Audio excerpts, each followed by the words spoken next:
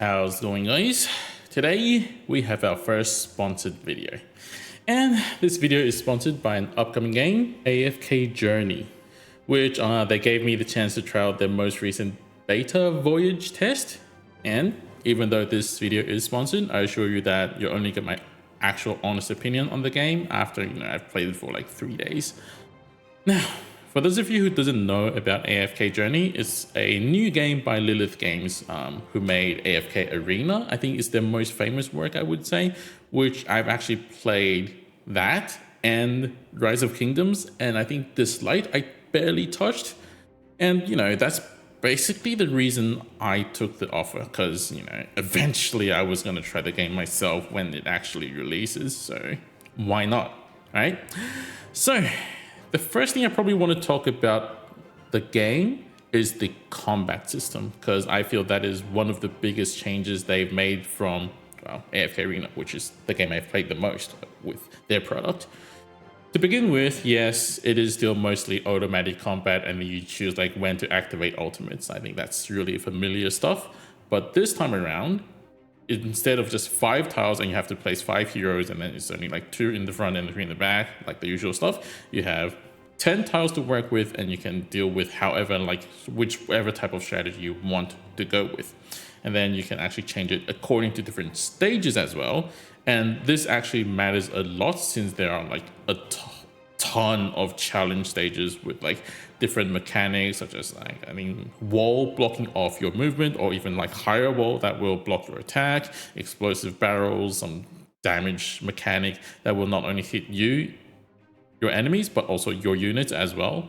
So like there's a lot more depth, I feel like, in the combat system this time around. And plus you get a bigger battlefield, and then like actual tiles where you can send your unit, like where you can place your units, right? There's another dimension added to the usage of ultimate skills. It's like where back in the day you would just choose when to use it. Now you can also choose where you want to use it. So there's actually a lot more things happening now. Like you can have a more compact formation, and then you can have like a supporter that can just apply shield to everyone in a certain range, and having a more compact formation will be better. But if you want to combat enemies like AoE, you can have them more spread around, things like that. There's a lot more happening this time around.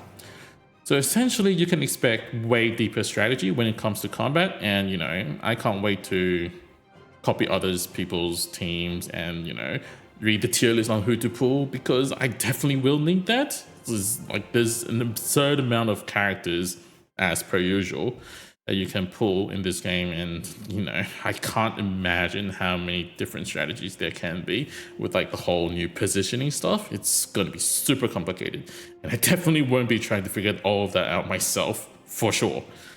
And another big change to this game compared to like Arena would be like there's actually an explorable world now this time around. So we're not just longer staring at this UI and it's just, oh yeah, click here. It's actually got a game in there. It feels like, I know it sounds really bad and sorry, but like back then it was just a page with AFK. Now it's like a playable world.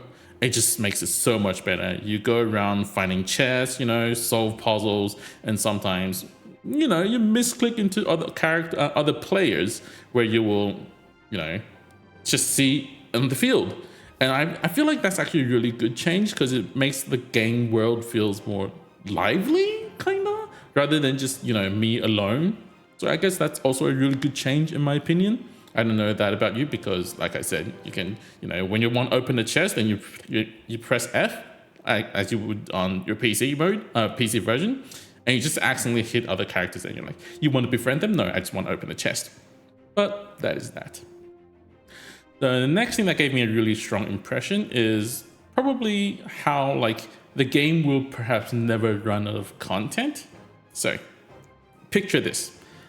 You know how like in AFK games where you will like you will challenge stages so you can like proceed to gain more AFK rewards over time, right?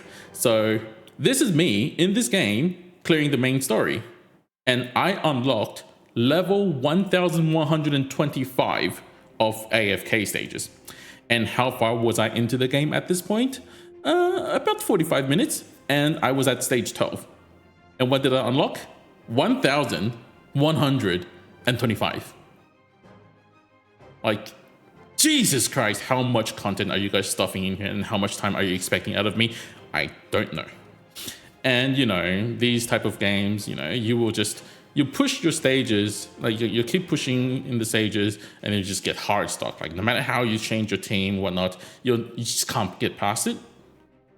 And then at that point, now you have more choices because you can go out and do your main quest, you can level up your team, and then once I'm stuck on that, I'll go back to AFK, pushing AFK stages, back and forth, and then eventually, like, I just get stuck on either of them, right? And at that point, what do? You usually just do nothing. Because like, there's probably some like other small content, but that's basically all you do in the previous like games. This time, you get to run around exploring the world, grab those chests that you probably didn't bother exploring because, you know, you have to sidetrack, and then, you know, defeat some co-op stages that you might have missed because yes, there are co-op stages. And, you know, I feel like they definitely calculated the resources you get very, very well so that you will, you know, naturally go out and explore the other options since, you know, you just don't really get enough by just playing the main story, I feel like. Maybe that's just me because I suck at the game, perhaps, but that's just how I feel. But also, remember, this is an AFK game, so when you feel like, oh my god, all these content, it's so overwhelming, I just want to take a break, you can just take a break for the day and then you just come jump back in later and then get those AFK rewards and just keep pushing. So I feel like you can really just play this game at your own pace most of the time, unless you're like, I want to be the first place in PvP, then that's up to you, to be honest. But I think the majority of us could just like chill, and you know, I think it's pretty nice. Now, the next thing I need to talk about is the event. And, you know, why am I keeping it so late? Because you guys probably can see down below, it's almost like mid or at the later end of this video. It's because I haven't even unlocked it yet. So this test is like 6-7 days, and I've been playing for the past 3 days. So I've played the game for 3 days now, and I can't unlock it. I'm just hard stuck. And it's like, I wish I can play it before the beta ends, but as of right now, as of writing this script, I just haven't got it. And, you know, that's just, I guess that's just me. I'm just really bad with this. And one more thing that I would need to mention, I feel like, is, as you guys have seen in this video, I've been playing this game on my PC in a landscape mode. Now, this mode is still in beta, so that will depend on how you run, but I'll just say in my experience. And of course, you can still play the game in portrait mode, like your phone and on your PC, but like, you know, I just prefer landscape mode because I'm also recording a video. Now, I had some issues when I tried to record the game, running the game at 1440p highest graphic settings, which I didn't set myself, okay? This was the default on my 3070. I was lagging real bad. So I turned it down to higher graphics. It still wasn't doing so well.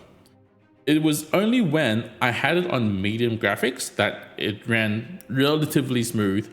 So if you wish to play this on PC, you would probably have to choose between, you know, better graphics with, you know, portrait mode, so you have less pixels to run, or you can just play in lower graphics but in landscape mode.